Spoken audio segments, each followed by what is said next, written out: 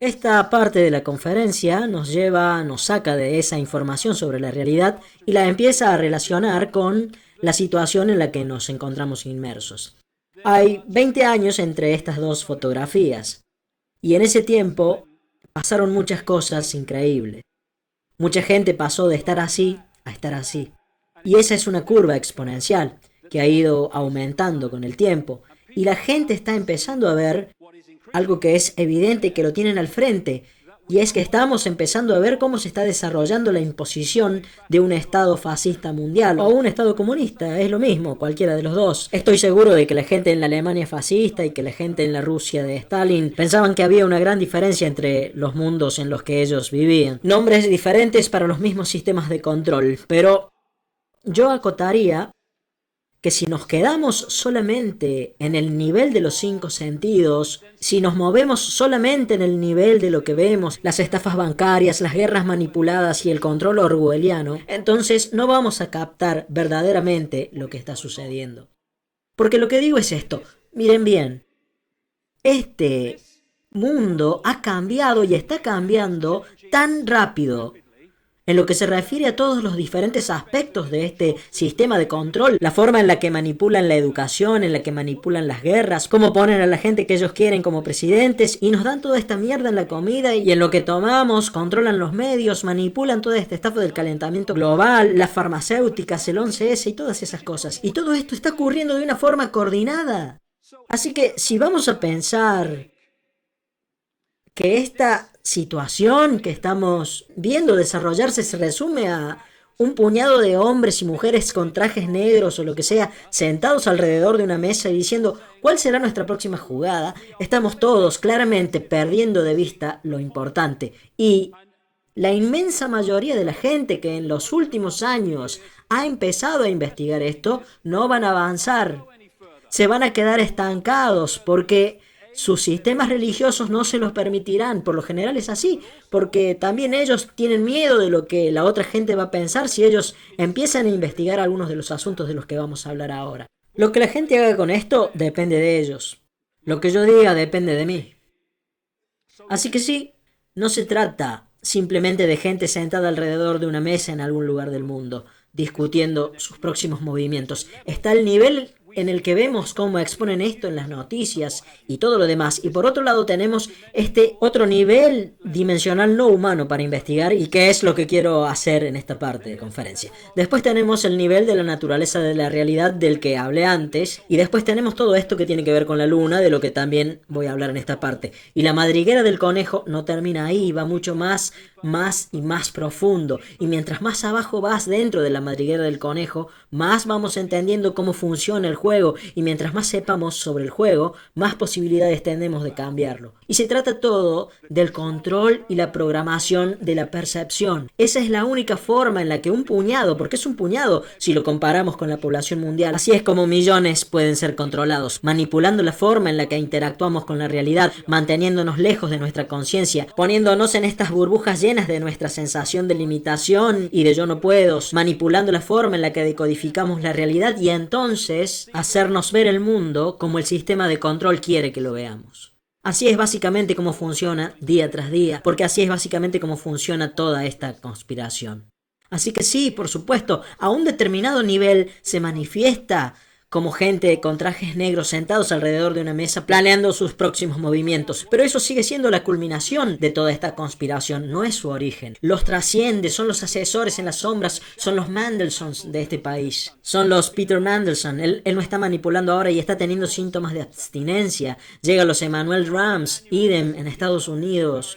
El controlador y manejador de Barack Obama llega a niveles muy profundos y los trasciende, llega a las profundidades de las redes de las sociedades secretas y eventualmente va más allá de nuestra dimensión. Y ahí es de donde realmente viene todo esto.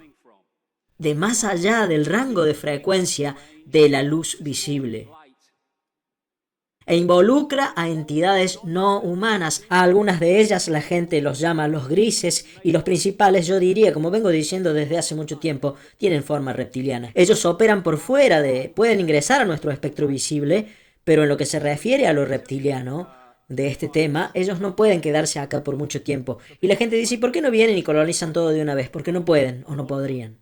Pueden permanecer un tiempo prolongado, pero sus diferencias e incompatibilidades vibracionales hacen que tengan que salir. No se pueden quedar acá por mucho tiempo, aunque tienen tecnología que sí les permite quedarse por un tiempo prolongado. Y ellos operan fuera de nuestro espectro visible y manipulan esta realidad a través de linajes híbridos de los que ya vamos a hablar y que los llamamos las familias Illuminatis. Así que nosotros vivimos dentro de lo que es el espectro de luz visible, pero fuera de eso, compartiendo el mismo espacio, hay una infinidad de otros mundos y de realidades. Y si alguno de los llamados ovnis ingresa a esta realidad, porque ingresa a nuestro espectro visible desde un lugar que nosotros no podemos decodificar, y por eso simplemente parece que sale de la nada.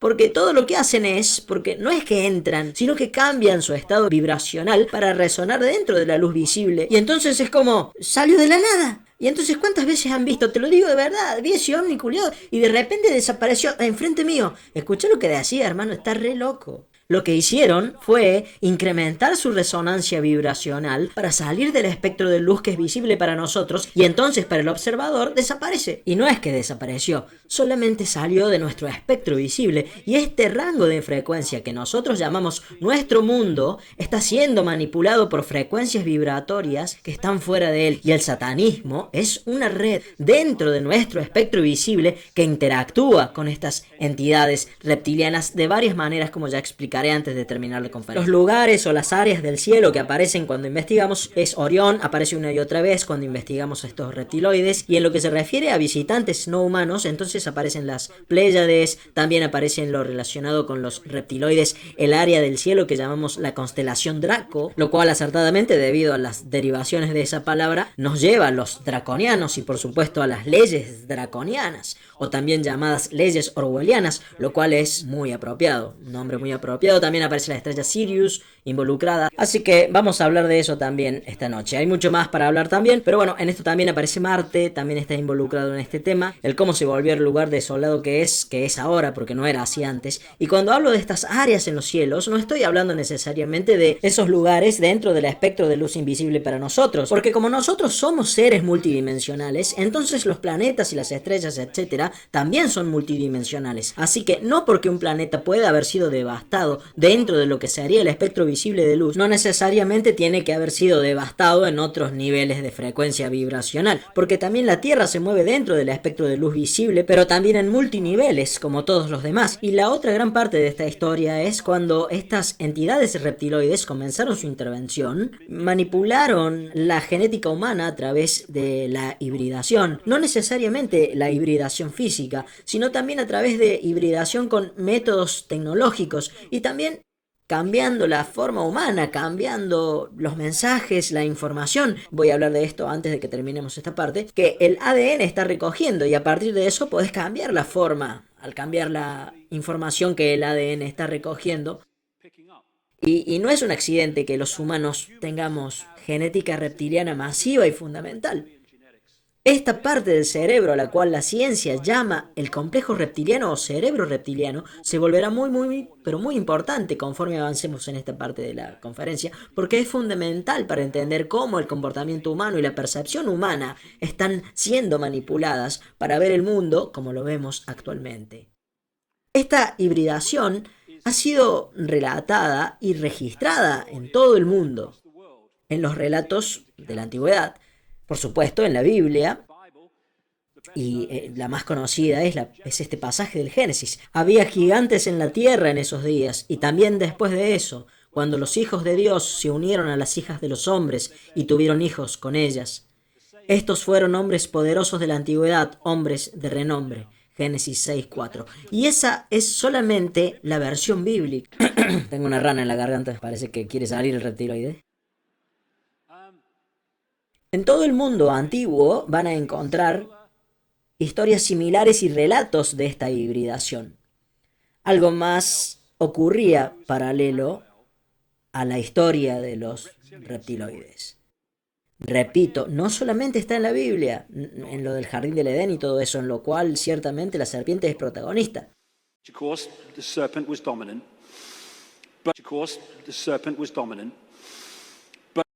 sino que también aparece en todos los demás relatos antiguos. Y esa es la conexión entre la intervención reptiloide y lo que llamamos la caída del hombre. Y repito, esta historia es universal. Y estos relatos aparecerán una y otra vez conforme sigamos avanzando en esta segunda parte. Repito, los relatos antiguos que hablan de esta parte del ciclo Yuga, al que algunos llaman Golden Age, hablan del hecho de que hubo un tiempo en el que los humanos éramos increíblemente diferentes a lo que somos hoy en día. Un tiempo en el que estábamos conectados a niveles altísimos de conciencia. El hombre estaba en este mundo, pero definitivamente no pertenecía a él. Era capaz de hazañas increíbles. Vivía una cantidad de tiempo que hoy consideraríamos imposibles en términos de eras. Y entonces ocurrió un cambio repentino. La caída del hombre, que es como lo llamaron. Pero yo a esto lo llamo el cisma, la división. Hubo una división energética al nivel del universo metafísico, la construcción en forma de onda que es la información base, y eso, mientras era decodificado dentro de esta realidad holográfica, obviamente reflejó en la representación de este mundo holográfico ese cisma en la construcción de la información. Y esto es un retrato simbólico de eso. Todo lo que pasa acá se decodifica pasando a través de eso, y acá es cuando ocurre ese cisma. Es como una distorsión en la información. Ah, gracias, Rey. Salud, ¿eh? Le pusiste ginebra, ¿no? Fue una distorsión en la base de la construcción de la información, y ahora veremos cómo es que eso pasó. Esto tuvo muchas consecuencias. Una de ellas fue que no fue solamente un cisma en el nivel energético del mundo mismo. Fue un cisma que ocurrió también dentro de las personalidades humanas. Nosotros resultamos distorsionados también de la magnificencia y la armonía en la que estábamos antes, y pasamos de eso a esto. Y ahora estamos en el punto en el que vamos a salir de eso. Y hubo también una manipulación genética para que dejemos de tener acceso a los rangos de frecuencia que teníamos antes. Esta es la razón principal, no la única razón, pero es la razón principal por la que los científicos llaman al 90% del ADN humano ADN chatarra, porque no saben para qué sirve. Esta es la razón principal, no la única razón, la razón principal por la que solamente usamos una fracción de nuestras capacidades cerebrales. Por eso es que hay billones de células en ese puente llamado corpus callosum, que parece que no cumplen ninguna función, y es porque las desconectaron. Fuimos puestos en un estado de desconexión, porque eso nos hace controlables, eso nos hace cultivables.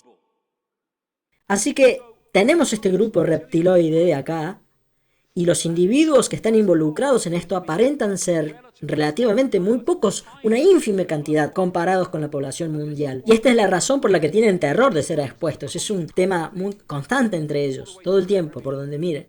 Y ellos han encarcelado a la humanidad, o buscan hacerlo, en este pequeño, muy pequeño rango de frecuencia que percibimos y que llamamos espectro visible de luz. Otro aspecto importantísimo relacionado con esto es que crearon linajes híbridos específicamente para ser los mediadores y las mediadoras que fueron conocidos en la antigüedad como los semidioses, la gente, los hijos de los dioses, parte humanos, parte dioses, como se puede ver en las representaciones de los dioses serpiente. Y ellos eran, como ya dije, los mediadores y las mediadoras que operaban en el espectro visible para el sistema de control fuera del espectro visible. Y es correcto que el caduceo y el símbolo de la profesión médica tenga la forma del ADN representado con dos serpientes. Porque para estos genetistas reptiloides, que están mucho más avanzados de lo que nosotros estamos, en lo que se muestra públicamente referido a la genética y al entendimiento de todo eso, el ADN es un programa de software. Así que entonces ellos lo manipulan para sus propios fines, y entender esto es crucial para entender el mundo en el que vivimos. Y algo realmente importante en lo que respecta a este ADN híbrido del que estoy hablando, es que le han eliminado lo que nosotros llamamos empatía. la habilidad de decodificar la emoción de la empatía. La empatía es el mecanismo a prueba de fallas de todos los comportamientos. Si soy capaz de empatizar con las consecuencias que sufren los otros por mis acciones, eso limita, balancea mis acciones. Y si no tengo empatía porque no puedo empatizar, entonces no tengo límites. No hay nada que no se pueda hacer. 3.000 muertos en el 9/11. ¿Qué me importa? ¿A quién le importa? A eso es a lo que nos enfrentamos. Y es vital que superemos eso. Si nosotros analizamos esta información sobre la base del pensamiento o pensar yo no haría eso, así que ellos no lo van a hacer, bueno, así vamos a perder de vista el complot por completo porque no funciona así. No, ustedes no lo harían, ellos sí lo harían y no van a sentir ninguna culpa, hagan lo que hagan. La razón para la hibridación, para los híbridos, es la compatibilidad vibracional. Estos híbridos tienen una infusión mayor de ADN reptiloide que el resto de la población, aunque el resto tengamos mucho, y por lo tanto la resonancia es simpatética. Con la resonancia de estas entidades operando desde afuera de nuestro espectro visible y a través de esta conexión por resonancia, como dos transmisores de radio comunicándose entre sí, la entidad controladora fuera del espectro visible puede controlar los pensamientos, las acciones, las percepciones del intermediario, de ese semidios. Pero, por supuesto, lo que se refiere a esto de la posesión es tan antiguo como la historia misma y llega hasta nuestros días. Nosotros vemos a esta gente. Todos estos dibujos son de Neil Haig, por cierto. Todos son de mi gran amigo y artista. Y esta imagen simboliza el hecho que él mira a este otro dentro del espectro visible de luz y él ve a George Bush y nada más. Pero lo que la gente no ve, porque está fuera del espectro visible de su sistema de decodificación, es que hay entidades alrededor de esta gente que son los que en realidad están controlando los pensamientos y acciones de esta gente. Muchos psíquicos de todo el mundo me han dicho que vieron gente caminando por la calle y ese tipo de cosas, y que entonces vieron algo así como una entidad reptiliana etérea aferrada a esto, a los dos chakras de abajo, el nivel emocional, y flotando alrededor junto con ellos. Y esta es una buena analogía. ¿Vieron cuando están los científicos en el laboratorio y están trabajando con algo que no pueden tocar porque es muy peligroso? Eso que tienen que manipular está en una especie de pecera, de tanque, que tiene unos guantes que les permite manejar lo que está dentro de la pecera y les permite manipularlo dentro del tanque. Esa es una muy muy buena simbología para lo que estoy diciendo. Estos linajes Illuminatis, estos linajes híbridos, funcionan como esos guantes, operando dentro de esta realidad. Y Neil simboliza estas familias Illuminatis dentro del espectro de luz visible como este hombre barbudo. Cuando sea que lo vean en el transcurso de la conferencia, eso simboliza las familias Illuminatis controladas más allá de la percepción humana por estas entidades reptiloides. Nota del traductor. Bueno, sobre la palabra entidades vemos que siempre se refiere o se utiliza para referirse a espíritus, al mundo espiritual, digamos. Está en otra frecuencia utilizando los términos que usa David Icke. Ahora bien, lo que quiero hacer notar es que la palabra entidades se utiliza también para referirse a las empresas. Por ejemplo, se habla de entidades financieras para hablar de los bancos o entidades comerciales para hablar de corporaciones o de empresas. Estas palabras, los términos que se usan jurídicamente, no son términos que hayan sido puestos al azar, hay todo un diseño detrás. Y entonces el empleo de la palabra entidades para referirnos a estas organizaciones comerciales tal vez nos está diciendo quiénes son realmente los que están detrás de estas empresas, de estas corporaciones. Nos estará diciendo tal vez que hay entidades que son las que están manejando los destinos de estas empresas. Entidades, utilizando el valor del término que le da David Icke, entidades espirituales que están en otro mundo y que nosotros no vemos. Cuando el mundo empezó a recuperarse de las grandes catástrofes geológicas, de las que voy a hablar enseguida, había áreas en el mundo que se destacaban en términos de lo que serían las habilidades, el potencial y los avances. Estas eran algunas de ellas, y esta área de acá es particularmente importante para los linajes de los que hablo. El área que era llamada Sumeria miles de años antes de Cristo y que se convirtió en Babilonia. Por eso es que Babilonia se menciona en los escritos de esta gente tan frecuentemente. Y la Mesopotamia, la tierra entre los dos ríos. No invadieron Irak solamente por el petróleo o solamente por lo que sea. No lo invadieron por un solo motivo, sino por múltiples motivos. Pero hay una razón por la que están tan obsesionados con Irak. Es porque para estos linajes que controlan el mundo actualmente, este es un pedazo de tierra muy importante y casi religioso, con una importancia histórica para ellos. Apenas Sumeria y Babilonia cayeron, estos linajes empezaron a aparecer. Se convirtieron en las familias reales, en la realeza del mundo. ¿Y qué es lo que reclama la realeza? El derecho de gobernar porque tienen el derecho divino de gobernar. Los emperadores chinos solían reclamar el derecho a ser emperadores debido a su conexión genética con los dioses serpiente. Y este es un tema constante alrededor del mundo, sobre los dioses serpiente y la realeza. Y ellos se convirtieron en la aristocracia y en las familias reales, reclamando el derecho a gobernar por su ADN. De hecho, bajando por esta calle del frente, tenemos a la cabeza de Estado de Gran Bretaña hasta el día de hoy diciendo que son reyes debido a su ADN. Son la cabeza del Estado a causa de su ADN. Y yo incluso presenté una queja, no pasó nada, pero presenté una queja a la Comisión de Asuntos Raciales o como sea que lo llamen. Porque dicen, si observa racismo, denúncielo. Bueno, denuncio a la familia real entonces. O sea, ¿estoy errado? ¿Estoy errado? Porque se la pasan diciendo racismo, tenemos que parar el racismo, todos los políticos diciendo lo mismo. Entonces que vayan a Buckingham y los metan presos a todos. Si para ser cabeza de Estado dicen que no solamente tenés que ser blanco, sino que además tenés que ser miembro de su pinche familia. Es ridículo, pero bueno. Siempre lo ha sido y lo sigue siendo. Y así como estas familias aristocráticas de la realeza se mudaron, eventualmente, cuando la gente empezó a rebelarse contra este evidente control real dictatorial, estas familias, algunas siguieron formando parte de las familias reales y algunas siguen existiendo, como la que tenemos nosotros. Pero estas familias se mudaron a la política, crearon bancos, negocios y se convirtieron en esa gente de trajes negros y todavía se ven a sí mismos como la realeza. Se consideran especiales debido a su conexión genética con estos dioses serpiente y a través del imperio británico, el llamado Gran Imperio Británico y los otros imperios europeos, fue como estos linajes que vinieron a Europa desde el Medio Oriente, etc., ellos exportaron estos linajes por todo el mundo y los vimos llegar al poder a través de lo que llamamos la colonización. Pero hay dos clases de control. Uno tiene una vida finita, pero podríamos hablar por siempre y no terminaríamos de exponerla. La que tiene una vida finita es la dictadura, a la que la gente sometida por esta dictadura puede ver, tocar y sentir. El comunismo, el fascismo, el apartheid. La gente sabe dónde está y eventualmente puede rebelarse contra ella porque saben a lo que se enfrentan. Pero la mayor forma de control es el control que no podés ver. La prisión sin barrotes. No podés ver los barrotes porque están fuera de tu campo visual. La gente no se rebela por no ser libre cuando no sabe que no está prisionera. Y esa es la idea de reemplazar el control colonial por otra clase de control llamado libertad.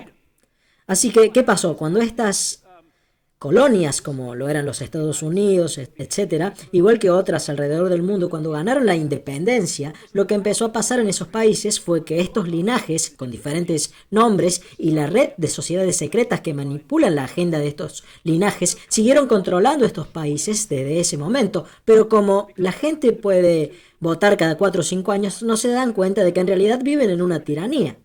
Y así es como funciona la prisión sin barrotes, y hasta que no se la exponga continuará existiendo para siempre. Así que esta clase de gente, especialmente los Rothschilds, ellos son una parte muy importante en esto. Ellos son los mediadores para la manipulación de esta realidad por estas entidades que en su mayoría están fuera de esta realidad. Y lo que ellos han creado es como una corporación global transnacional.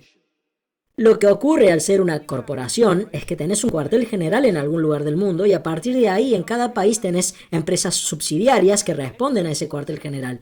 Y todas esas subsidiarias alrededor del mundo siguen las políticas del punto central. Lo que esta red de familias híbridas Illuminati ha hecho es crear exactamente lo mismo, pero en vez de empresas ellas son una red de sociedades secretas. Así que tenemos este centro de la red en Europa, por razones históricas, que tiene que ver con el nivel operacional. Tienen gente en lugares como Londres, no en el gobierno británico, sino en el centro de sociedades secretas en Londres.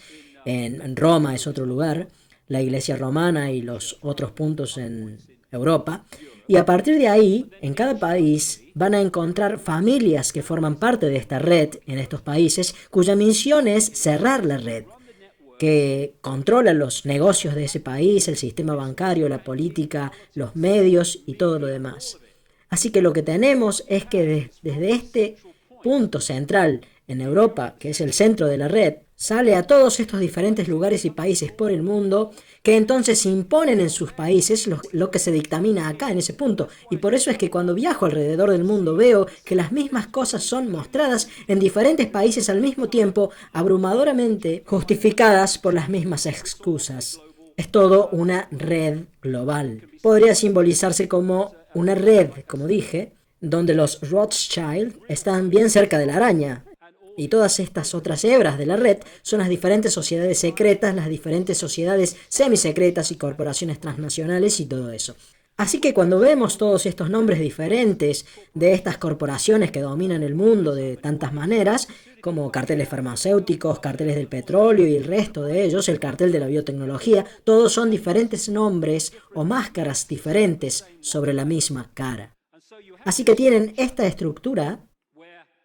Afuera de nuestro espectro visible tienen el sistema de control reptiliano que se materializa en nuestro mundo a través de las familias Illuminatis y ellos controlan a la gente que tiene el poder para llevar el mundo en una cierta dirección.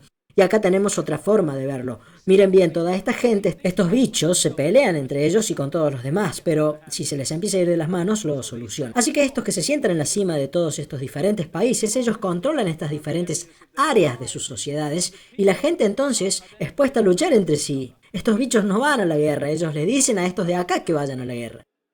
Y si dejamos de ir a las guerras, se les acaba el juego. Pero seguimos yendo. Es ridículo y eso también es volver a la conciencia.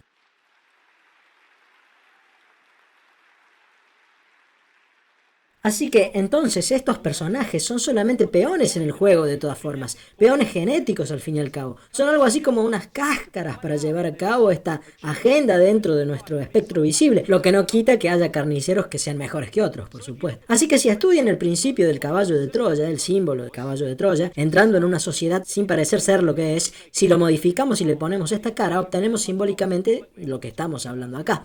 Gente de todo el mundo me manda fotos y cosas que encuentran en internet y en otros lugares, que según ellos tienen algo que ver con estos reptiloides. Yo no digo que sean ojos reptiloides, podrían ser un efecto de la luz, pero las muestro ahora porque da una aproximación del número de gente que me ha dicho esto en todo el mundo. Gente de todas las profesiones han visto gente cambiando de una forma humana a una forma reptiloide, especialmente los ojos. Los ojos es lo primero que hay que mirar. Esta gente describe cómo las pupilas se les vuelven reptiloides, e interesantemente, un gran amigo mío tiene un socio, quien yo no estoy de acuerdo con él, pero que estuvo investigando para desarrollar tecnología de escaneo de iris, y eso lo llevó a investigar muy profundamente unos 2.300 ojos. Y él le dijo, no sabía nada de esto, de lo que yo estoy hablando, probablemente nunca escuchó hablar de mí, y él le dijo a mi amigo que la cosa más asombrosa fue que aproximadamente un 4% parecían ser del tipo reptiliano. Y ese es un número recurrente.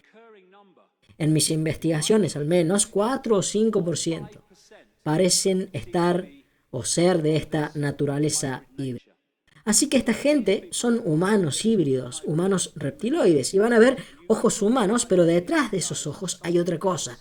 Yo tuve una experiencia con este personaje, Ted Heath. Él fue primer ministro de Gran Bretaña desde el 70 al 74 y nos llevó a la Unión Europea apenas asumió. Es una historia muy larga, ya la conté antes, pero bueno, lo voy a contar de nuevo. Él me miró en un camarín, estábamos en un canal de televisión, y cuando me miró, esto fue lo que hicieron sus ojos. Sus ojos se volvieron completamente negros, todo el ojo. Y mientras miraba sus ojos, habrán pasado, no sé, tal vez un minuto, dos, no sé.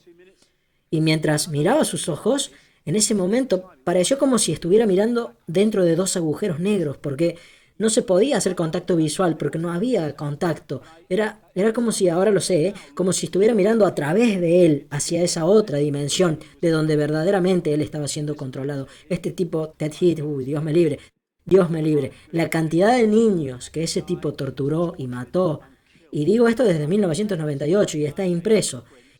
Y él vivió por muchos, muchos años después de eso. Y no le pasó nada. ¿Por qué? Porque es cierto.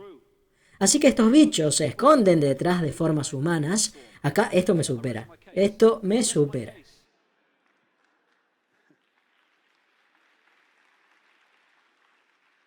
Te ves sabroso. Y así que esta falta de empatía en este ADN híbrido explica el por qué estos personajes hacen lo que hacen. Ahora bien, cuando ustedes abren sus mentes, en vez de estar ahí diciendo, no, eso no se puede, eso es ridículo, cuando abren sus mentes y dicen, ok, bueno, no voy a aceptar lo que dicen, pero voy a seguir la corriente a ver a dónde me lleva, se van a dar cuenta de que todas estas cosas de las que estoy hablando lo tienen en las narices cuando lo lleven de lo subliminal a lo consciente. La forma más antigua de adoración religiosa en el mundo hay que buscarla 70.000 años en el pasado, en un área del desierto de Kalahari en Sudáfrica, y es el culto de la serpiente o el culto de la víbora.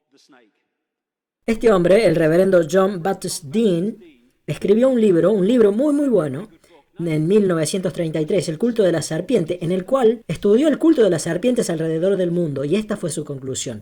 Tal parece entonces que no hubo ninguna nación tan geográficamente remota o tan religiosamente disonante que hubo una y solamente una superstición característica que fue común a todas. Las más civilizadas y las más bárbaras se inclinaron con la misma devoción ante la misma absorbente deidad, y esta deidad estaba representada por la misma serpiente sagrada. También parece ser que la mayoría, por no decir todos, los países civilizados donde estas serpientes eran adoradas o tenían alguna fábula o tradición que incluía esta historia, directa o indirectamente aludían a la caída del hombre del paraíso, y en la cual la serpiente estaba involucrada. Lo que ocurrió entonces, pero los relatos más antiguos, respetando el curso y la naturaleza de esta seducción, deben ser aquellos de los que derivan todos los demás, los cuales representan la serpiente victoriosa sobre el hombre en un estado de inocencia y subyugando su alma en un estado de pecado. Así lo llamaba él porque era un reverendo, dentro de la veneración y adoración de lo más abyecto de sí mismo. Como dije antes, donde quiera que vayamos aparece. Se encuentran representaciones obvias de los dioses serpiente. Estas fueron encontradas en tumbas del pueblo Ubaid, que se desarrolló en Suma, que estaba en lo que hoy llamamos Irak. Estos eran los Naga, la gente reptiloide metamórfica de Asia. Los druidas solían adorar un dios serpiente llamado Hu, y si ponemos esa palabra delante de man, queda human, lo cual es el hombre serpiente, que sería muy adecuado, muy acertado. Los egipcios solían adorar dioses serpientes y representaban a los faraones como una expresión de eso, de esta forma. Acá vemos la cobra saliendo de la corona. Pueden ver que el tocado en la cabeza representa una cobra, representa una serpiente, pueden ver la panza de la cobra. Y la cobra es un símbolo constante, común de esta especie reptiloide. En América Central tenemos a Quetzalcóatl, el dios serpiente emplumada, y la versión maya de este dios se llamaba Kukulcán, en lugares como Chichén Itzá. Y por supuesto a todo lo largo de Asia, en Japón, China, etc., el símbolo más importante de esa parte del mundo es el dragón, el cual viene de este culto a los dioses serpiente. Nuestro folclore está lleno de historias de serpientes y toda esa clase de cosas, dragones. Cuando conocí a Credo Mutwa hace ya mucho tiempo, él me contactó cuando yo estaba por Sudáfrica, andaba por Sudáfrica. Él es un chamán zulú, es el historiador oficial de la nación zulú, porque él leyó mi libro El Mayor Secreto, en el que hablé por primera vez de estos reptiloides, y me dijo, señor David, ¿cómo supo usted? ¿Cómo supo sobre los chitahuri? Yo le dije, no sé nada sobre los chitauri, que enséñame, y me contó la historia de la historia africana de los chitauri, que se traduce como los hijos de la serpiente o como los hijos de la pitón que conquistaron el mundo, de la misma manera que escriben en otras historias del mundo antiguo. Esta es una pintura que hizo él sobre una clase de estos chitauri, de los relatos antiguos y modernos. Y me mostró esto, que él llamó el collar de los misterios. Es un collar de cobre que es muy pesado, que va sobre los hombros. ¿Cómo hacen para aguantarlo? No sé, porque es muy pesado. Y ellos lo usan como la historia de la nación zulú. Los símbolos que cuelgan de él cuentan la historia de África y del mundo en general. Y se destaca en el frente una entidad no humana con una erección, y en posición de, te la voy a poner, y una mujer humana. Y le pregunté a Mutwa qué era eso, y él dijo, esto simboliza la hibridación de los chitauri y los humanos para crear estos linajes híbridos, a estos hijos de la serpiente. Y entonces le pregunté, por cierto, eso es de cobre ahora, pero originalmente este collar del misterio, por cierto, aparece en un relato de 500 años, Y los registros de credo tienen miles de años. Y aparece un plato volador, se ve muy claramente un plato volador colgando del collar. Y los contadores de historias dicen que es de donde salieron los Chitauri. Así que siguiendo con el collar, esto es de cobre ahora, pero solía ser de oro. Alguien lo robó y no pudieron volver a hacerlo de oro otra vez. Y esto nos lleva a África del Norte, a Egipto, a la historia base de los mitos egipcios, porque ese es el pene dorado de Osiris, lo cual se relaciona con todo esto de los linajes de oro, de estos linajes especiales. Y cuando le pregunté a Credo por qué no tenía forma reptiloide, él me dijo que porque los Chitauri, y esta historia es constante en todos los lugares a donde voy, que los Chitauri les dijeron que no nos representen con nuestra verdadera forma. Algunas culturas lo hicieron, la mayoría no lo hicieron, por lo que lo tuvieron que hacer simbólicamente, así que los representaron, obviamente no humanos, pero no reptiloides por miedo a las consecuencias. Nota del traductor. Esto que menciona David Icke me lleva invariablemente a la orden bíblica en la cual el Dios bíblico, Yahvé, le dice a los suyos que no hagan una imagen física de él, que no lo representen. ¿Por qué es que dio esta orden? Será porque es muy bonito, tal vez, para nosotros. Y entonces, sabiendo que su imagen física no era lo que sería atractivo para los humanos, entonces decidió, con una visión comercial a futuro, una cuestión de marketing, decidió ordenarle a los suyos que no lo representaran como era él físicamente, porque lo que él en realidad quería era en algún momento controlar el mundo y su imagen no lo iba a ayudar, lo cual, bueno, es coincidente con esta historia. De ser así sería una cuestión de marketing muy cuidada. Esto me lleva también a la escena de la película de Daily Live, cuando el protagonista se encuentra con estos alienígenos y los ve con su verdadera forma. Uno de ellos le dice: vos también sos feo para nosotros. Y cuando estaba escribiendo mi último libro, La humanidad nunca más de rodillas, llegué a un proyecto, creo que ya concluyó, de un hombre llamado Pierre Sabac, y él estaba con el proyecto de un libro llamado Asesinos de la Realidad. Y Pierre Sabac pasó casi 7 años buceando en diccionarios, estaba obsesionado con las palabras y sus derivaciones, se la pasó buceando en diccionarios y analizando diferentes clases de gente y diferentes clases de lenguajes a través de las diferentes épocas, y él agrupó los hechos y se dio con que los lenguajes, que la mayoría de los lenguajes, si se estudian las derivaciones de los idiomas actuales desde el principio, desde el origen de las palabras, se llega a la historia de esta especie de dioses serpientes reptiloides conquistando a la humanidad, y también a cómo ellos solían simbolizar esta especie por las razones que dije hace un rato, no con su verdadera forma, sino como águilas, como halcones, como búhos, como ángeles. Si rastrean la palabra ángel hasta sus orígenes, de acuerdo a la investigación de Sabac, llegan a una palabra que significa víbora o serpiente.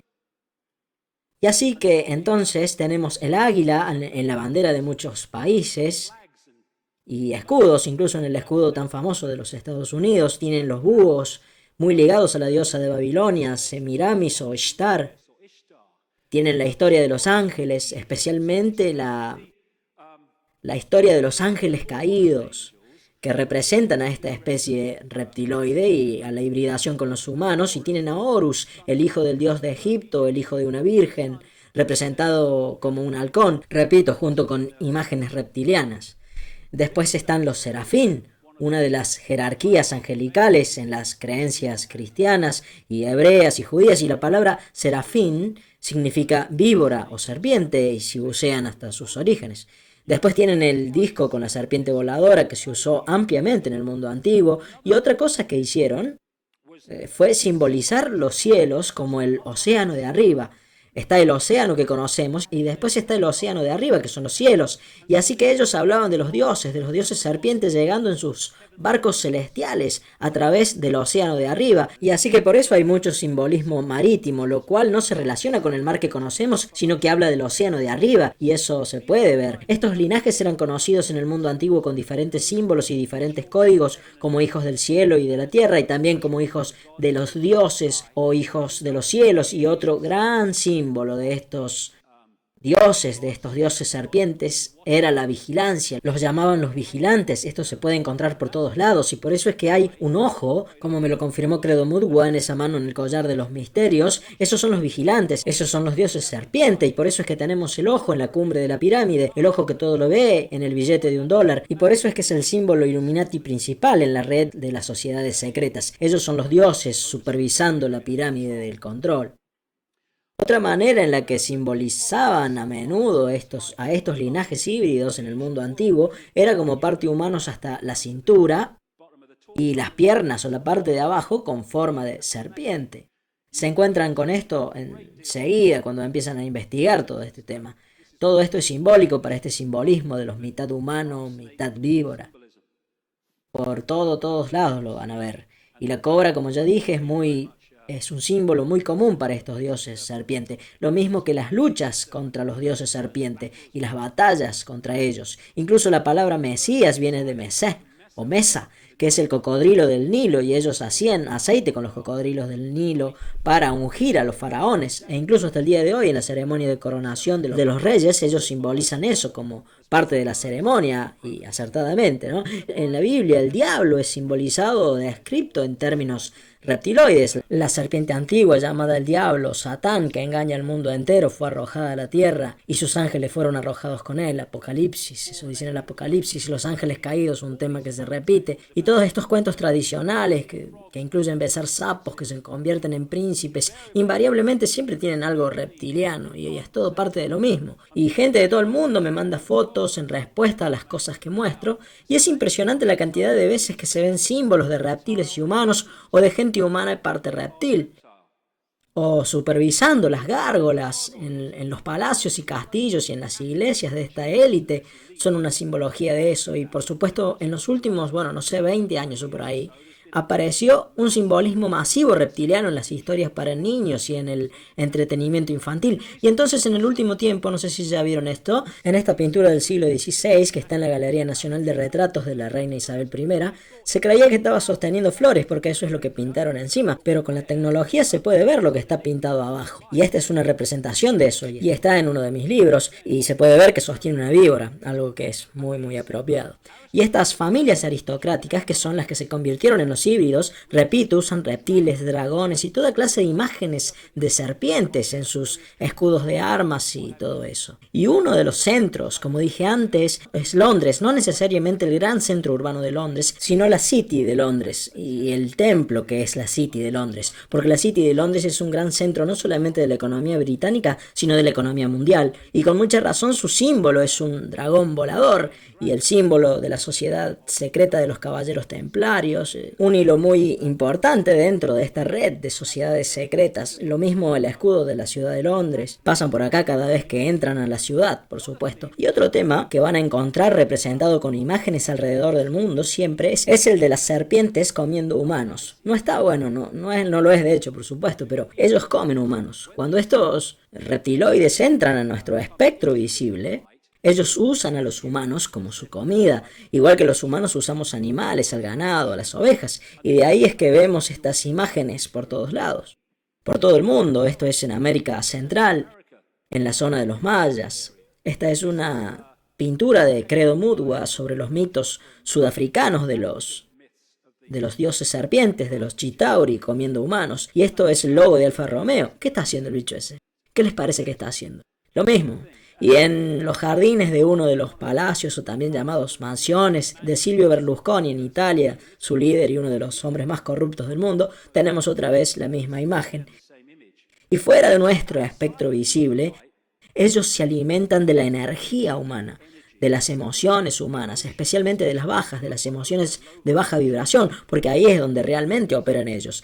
Así que tienen que mantener a los humanos en un estado de supresión emocional y mental, y así de esta manera nosotros seguimos alimentando este robo de energía que entonces ellos absorben, y eso se volverá importante en la parte que viene, cuando entremos en la parte de por qué la pedofilia está tan expandida entre esta élite, porque la energía cambia con las emociones que expresamos. Cuando expresamos amor, tiene un cierto ancho de banda. Cuando expresamos odio, es un ancho de banda diferente. Y un amigo mío en Japón se volvió muy conocido por tomar agua el señor Emoto tomaba agua y la ponía en un recipiente y entonces él escribía palabras de amor o de odio o de diferentes tenores en los costados, porque cuando escriben una palabra, esa palabra puede aparecer en el mundo decodificado como una palabra que ustedes pueden escribir y leer, pero en el reino vibracional eso representa una vibración. Si pudieran ver la vibración al escribir la palabra odio y la de escribir la palabra amor, sería dramático. Ahí lo pueden ver,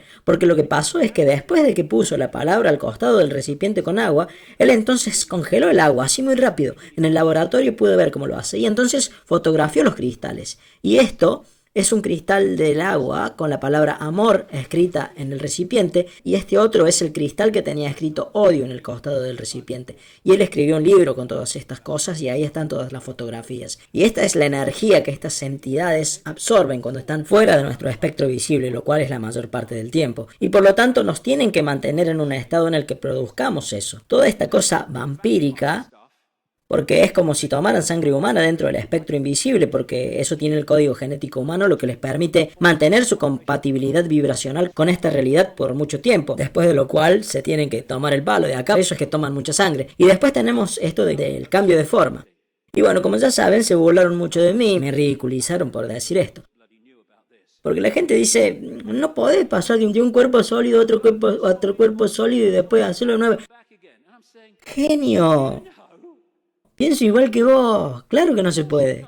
Pero no es eso lo que está pasando, porque la verdad es que no existe ningún cuerpo sólido. Todo lo que vemos y tocamos es la decodificación de un sistema, no existe lo sólido. Así que entonces la metamorfosis o el cambio de forma es, si tenés una situación como esta, el campo energético dominante para nuestra percepción como observadores es el humano. Así que lo que vemos es a George Bush o a quien sea, y lo que vemos es un humano. Pero en algunas ocasiones, especialmente en ocasiones de emociones fuertes, este cambio puede ocurrir y el espectro reptiloide pasa al frente. Y cuando pasa eso, se convierte en el campo dominante la mayoría de las veces por un instante. El observador entonces empieza a decodificar esa imagen y entonces se hace un cambio reverso y se empieza a decodificar lo otro. Y para el observador que está decodificando ese cambio, que está creando la realidad holográfica en su cabeza, que es donde todo está ocurriendo, para su observación alguien pasa de una forma humana a una forma reptiloide y después de vuelta a la forma humana. No es que cambia de cuerpo sólido. Ella es un holograma, igual todos somos hologramas, y ellos pueden cambiar, y así es como se hace el cambio de forma, o lo que llamamos cambio de forma físico. Es una ilusión en nuestras cabezas, está pasando en nuestras cabezas. Así que el camino hacia la tiranía empezó cuando llegaron estos reptiloides. Antes de eso, como ya dije antes, el mundo era muy diferente. La era dorada, el tiempo cuando los humanos eran simplemente extraordinarios antes de la supresión. Y entonces aparece este cisma energético, esta distorsión en la construcción de la información que pasó a estar dentro del mundo holográfico y en un nivel con eventos geológicos masivos, con erupciones volcánicas y tormentas y todo lo demás. Y por supuesto, simbolizado con Noé y el diluvio, pero hubo muchos de esos, no solamente uno. Y Noé es simplemente la versión bíblica de historias mucho más antiguas que cuentan exactamente la misma cosa, de cómo la tierra cambió, de cómo hubo una inundación masiva, maremotos o lo que hoy llamamos tsunamis, de cómo hubo grandes catástrofes geológicas y convulsiones y básicamente el mundo pero ciertamente las sociedades que existían antes de eso fueron destruidas y todo quedó como una hoja de papel en blanco. Y dentro de esta distorsión, los humanos perdimos el control de la conexión que teníamos con esos altos niveles de conciencia y esto fue lo que pasó. Pasamos de ser una parte del campo de esta sabiduría a ser conquistados y suprimidos por esta especie reptiliana. Porque una vez que la hoja en blanco fue creada por las catástrofes geológicas, y ya llegaré al por qué pasó eso, ya falta poco para llegar a ese tema, la Tierra comenzó a normalizarse y cuando se normalizó todo empezó a reconstruirse, pero en nivel mucho más bajo del que estaba antes. Y hubo una manipulación genética también. Y en China, a diferencia de la mayoría de los demás países, no tenés acceso a la mayoría de las páginas de internet porque el sistema informático ha sido protegido con firewalls. para evitar que la gente de China tenga acceso a esas áreas de Internet que las autoridades no quieren que vean. Lo que hicieron como parte de la intervención de la que hablé hace un rato fue manipular la genética humana para hacernos exactamente lo mismo a nosotros, ponerle cortafuegos o firewalls al nivel de la realidad al que podíamos acceder antes. Y así fue como nos pusieron en esta prisión que llamamos el espectro de luz visible y en el que estamos desde entonces. Y más específicamente, aislados en el lado izquierdo del cerebro. Y así solamente percibimos a través de los 5 sentidos, solamente podemos ver estructuras y lenguajes y jerarquías y todo eso, mientras que nuestro potencial fue dramáticamente reducido. Y apareció este mundo como resultado de eso. Y se domina controlando la percepción humana, mediante la supresión de nuestro verdadero ser y dictaminando lo que traemos a esta realidad holográfica. Ok, y ahora es cuando se pone realmente loco. Ya mostré la mitad de mi locura, así que voy a terminar de mostrarles toda.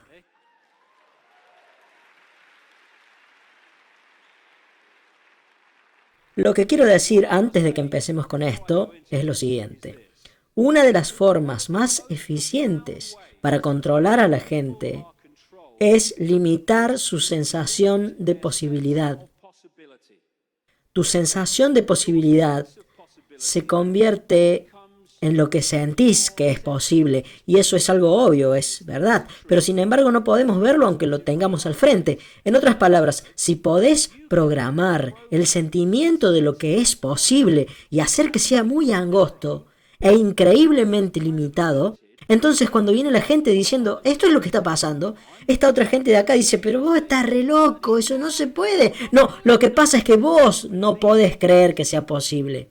Hablando con muchos de los informantes que he conocido a lo largo de los años y hablando también con otras personas que se dedican a lo mismo que yo, hay una sensación que comparten casi todos y es la de que estas entidades tecnológicamente, y quiero enfatizar esto, no hay muchos de ellos comparados con los humanos, así que por eso se tienen que mantener fuera de nuestro espectro visual y esa es una de las razones, por no decir la razón principal, por la que quieren controlar a todo el mundo, porque se les está yendo de las manos desde su punto de vista y yo diría que se les va a descontrolar más dentro de poco tiempo. Pero ellos creen, algunos de ellos, que esta tecnología, la que manejan estos sujetos, la que usan estas entidades, están a 10.000 años de distancia de donde estamos ahora nosotros. Y eso sería una definición algo equivocada, porque hay una línea, como un Rubicón, en la concepción de cómo funciona la realidad. Y cuando estás de este lado de la línea, estás en un estado de limitación tremenda. Pero cuando lo cruzás, al darte cuenta de la naturaleza de la realidad, de lo que ya estuvimos hablando, de repente podés moverte muy rápido hablando de tu habilidad y de tu potencial y de todo lo demás. Pero cuando estás de este otro lado, ellos admiten, esta gente, que los reptiloides nos llevan 10.000 años de ventaja. Así que estamos lidiando no con lo que podemos hacer nosotros, sino con lo que pueden hacer entidades mucho más avanzadas tecnológicamente, no más avanzadas espiritualmente, sino intelectualmente, tecnológicamente más avanzadas. Y lo que pasó fue que cuando estaba escribiendo mi último libro, estaba sentado una mañana, tuve alguna que otra reflexión después de esto, pero nada importante, pero estaba sentado una mañana en la computadora para empezar a escribir y fue como si, me ha pasado esto muchas veces en mi vida en los últimos 20 años, fue como un campo de energía que bajó sobre mí y de repente simplemente supe que la luna no es lo que parece ser, que no era el cuerpo celeste, el fenómeno natural que creemos que es. Y a partir de ese momento, la información empezó a llegar a mí a través del mundo de los 5 sentidos, señalándome eso justamente. Y repito, volvemos de nuevo a esa oración que dije hace 20 años. El conocimiento será puesto en tu cabeza y otras veces serás guiado al conocimiento. Esta combinación se repite constantemente y se vuelve más y más poderosa. Primero sentí una inspiración que no venía de ningún lado en particular, que la luna no es real. ¿De dónde salió eso? Y entonces empezó. Y fui a la internet y en cuestión de 2 o 3 minutos, yo no esperaba encontrar nada. Solamente escribí un par de palabras indicando que la luna no era real que en la forma en la que creemos que lo es. Y ahí canté bingo, porque después de 2 o 3 minutos encontré este libro. ¿Quién construyó la luna?, escrito por 2 investigadores que escribieron otros libros también, uno de ellos una investigación sobre la masonería. Y en este libro dan detalles que son anomalías extraordinarias relacionadas con la luna. Y llegaron a la conclusión que comparto absolutamente con ellos, e incluso diría que se quedaron cortos, como ya veremos dentro de un rato, de que esto es lo que estamos viendo. Las, las conexiones geométricas y todo eso, y las matemáticas y las relaciones entre ellas en términos de tamaños, de tamaño y posición, son simplemente increíbles. Y lo que estoy sugiriendo, y no estoy solo en esto a pesar de los años, en este nivel, aunque capaz que me quede solo cuando diga lo que voy a decir ahora en un rato, ya vamos a ver dentro de unos minutos. Ya pasé por eso, así que no me importa. La Luna es en realidad un planetoide hueco, creado por una especie mucho, mucho más avanzada y que fue traído acá para colonizar la Tierra. Y lo que hacen parece ser un modus operandi. Ellos traen estas lunas y cuando las traen, ellos fundamentalmente afectaron la Tierra. Quiero decir, la Tierra tiene giro, tiene un ángulo de inclinación debido a la Luna. Se debe en gran parte a eso, a la presencia de la Luna. Así que llegan, bingo, las cosas cambian en las sociedades y lo que había antes deja de existir y entonces gradualmente empiezan a conquistar el lugar a donde van. Así que cuando llegó la Luna, y repito, es muy importante salir del mundo holográfico e ir a la construcción original. Ustedes ven una luna sólida, sí, pero eso es en el mundo de afuera. Pero acá adentro es una construcción energética en el universo metafísico. Y cuando la trajeron, pasó otra cosa de la que hablo en el libro. Eso produjo una distorsión en la construcción de la información, en el espectro de banda de base de la información de este universo. Y cuando hicieron eso, se manifestó acá en forma de todas estas catástrofes y de las cosas que dije que pasaron en el mundo antiguo. Se manifestó con todas estas grandes catástrofes geológicas y con el diluvio universal y todo lo demás. ¿Y cuál es uno de los temas más comunes de los que hablan en la antigüedad relacionado con esto? Lo de que el mundo se dio vuelta. Uy, ustedes me van a decir, ¿cómo carajo se puede dar vuelta el mundo? ¿Qué pasó? Lo que pasó es que cuando trajeron la luna, la Tierra se inclinó y quedó con el ángulo que tiene ahora y eso se debe a la luna. Y entonces, esta distorsión trajo el final del mundo como era antes y básicamente volvimos a frotar palitos a causa de lo que pasó. Y esa distorsión se aplicó en la mente humana, en la percepción humana, en la psiquis humana, y nosotros cambiamos completamente la forma en la que percibimos el mundo y quiénes somos y dónde estamos. Así que en Quién construyó la luna, como dije antes, lo recomiendo al libro, por la forma en la que muestra las anomalías y todo eso, y las conexiones entre estos tres cuerpos celestes. Y estas conexiones matemáticas y geométricas solamente se aplican a estos tres cuerpos celestes en el sistema solar, no se aplican a otros, solamente a estos tres. Y la luna está tan perfectamente posicionada que debido al lugar donde está, cuando hay un eclipse, tiene el mismo tamaño que el Sol, y por eso es que tenemos los eclipses. Y los autores de Quién construyó la Luna dicen esto: la Luna es más grande de lo que debería ser, es más antigua de lo que debería ser, y con una masa mucho más liviana de lo que debería tener. Tiene una órbita improbable y su existencia es tan extraordinaria que todas las explicaciones que dan para su existencia están llenas de inconsistencias, y ninguna de ellas podría ser ni remotamente considerada absoluta. Y cuando van y preguntan ¿de dónde viene la luna?, les responden esto. Y muchas de las cosas que llamamos ciencia y que son aceptadas por la gente como hechos incuestionables son en realidad una teoría que repetida se convierte en un hecho concreto, pero cuando investigan se dan con que es una teoría. Y la primera de ellas es que la luna fue creada por lo que se llaman la teoría del desprendimiento o la teoría del gran desprendimiento. Y esa teoría dice que vino un planeta parecido a Marte, rozó a la Tierra y que un pedazo grande se desprendió y se convirtió en la luna. Como la física de eso no cuadraba mucho, entonces se inventaron la teoría del doble desprendimiento, que dice que ese planeta tipo Marte rozó la Tierra y que eso partió un pedazo o lo que sea, y que después de eso el planeta tipo Marte pensó y dijo, che, me parece que voy a volver para pegarle de nuevo, y que entonces dio la vuelta y volvió a golpear la Tierra, el 1-2 del box le hizo. Una explicación medio como traída de los pelos, ¿o no? Y la verdad es que los científicos honestos les van a decir que no tienen ni la más puta idea de dónde salió la luna, y que de acuerdo a la física no debería estar ahí. Este tipo, Isaac Asimov, un profesor ruso de bioquímica, escribió mucho sobre esto. Y dijo esto muy acertadamente: no podemos evitar llegar a la conclusión de que la luna no debería estar ahí. El hecho de que así sea es una casualidad difícil de aceptar.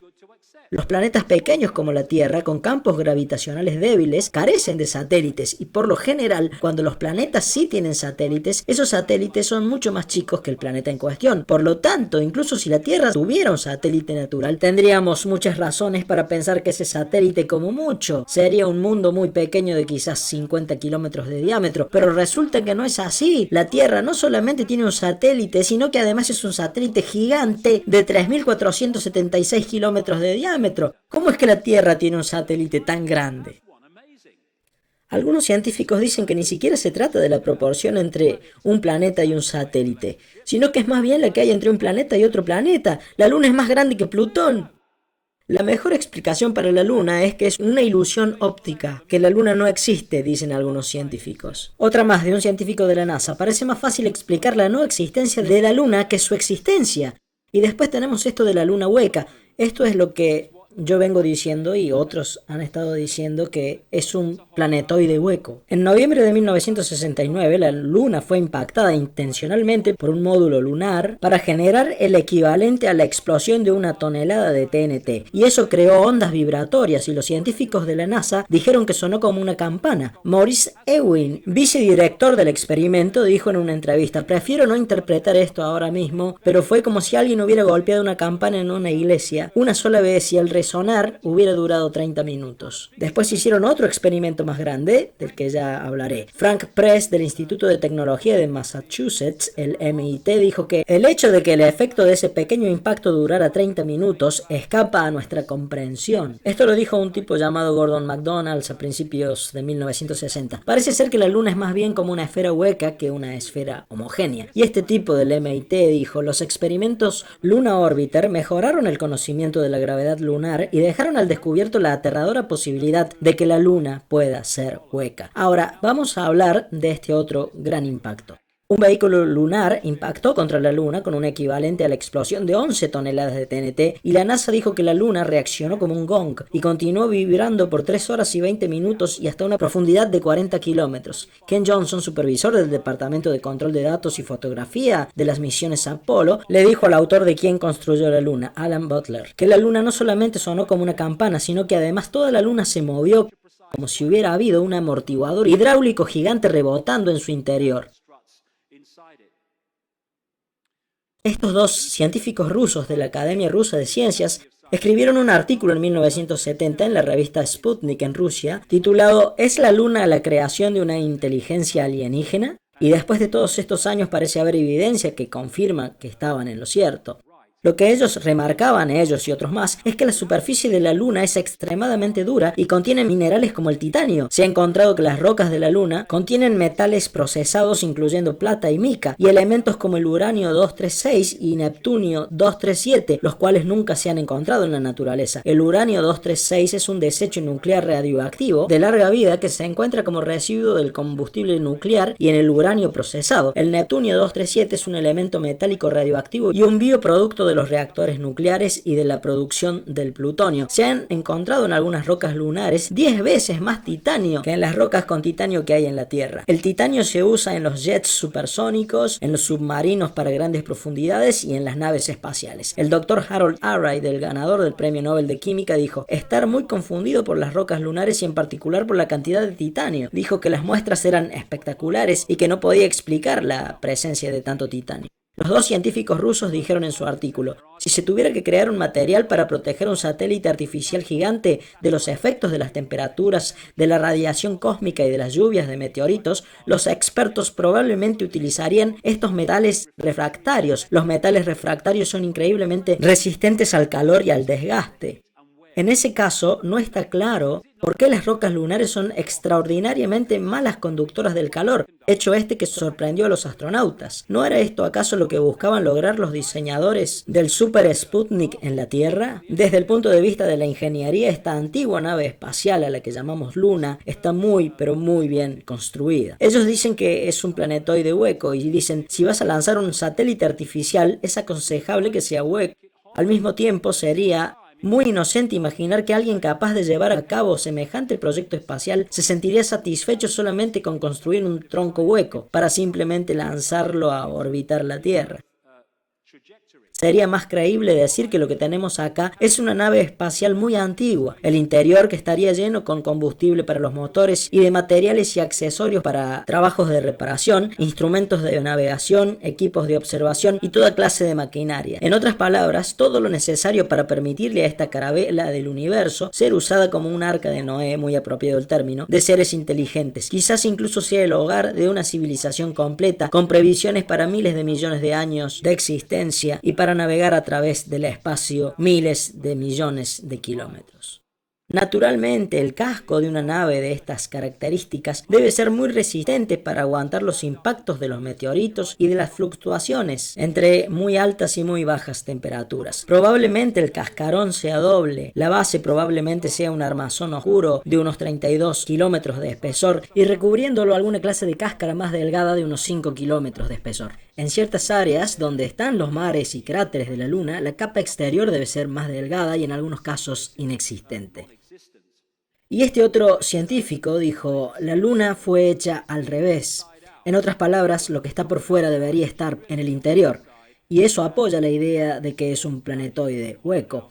Así que, cuando empecé a reunir estos datos para mi nuevo libro, llamé al oráculo en Sudáfrica, a Credo Mutwa, y descubrí que las leyendas y los símbolos zulúes estaban increíblemente bien fundamentados. Y de eso se trata todo esto, de simbolismo. Y están estos antropólogos y gente que anda por el mundo y se encuentra con estos chamanes y estas leyendas antiguas y las toman como si estuvieran relatando los hechos literalmente. Y como dije antes, ahora tenemos las herramientas que nos facilitan las cosas, porque la tecnología está reflejando la realidad, por lo tanto podemos tener las analogías. Cuando estas leyendas se crearon, esa gente no tenía nada de eso, ellos tenían que relatar las cosas de forma simple para que la gente de la época las pudiera entender, así que usaban el simbolismo. Cuando me reuní con Credo Mutwa, no le conté nada de lo que estaba recopilando o pensando, solamente le dije, ¿puede contarme alguna leyenda zulú sobre la Luna? Y dijo, sí, nosotros consideramos que la Luna es un huevo. Ahora bien, cuando interpretan eso literalmente, dicen esta gente dice que la Luna es un huevo. Qué gente primitiva. Pero no, ellos la simbolizan como un huevo por algo. Y esto es lo que me dijo. Las leyendas zulúes dicen que la Luna fue traída aquí hace cientos de generaciones atrás por dos hermanos, Guwani y Mpaku, quienes eran los líderes de los Chitauri.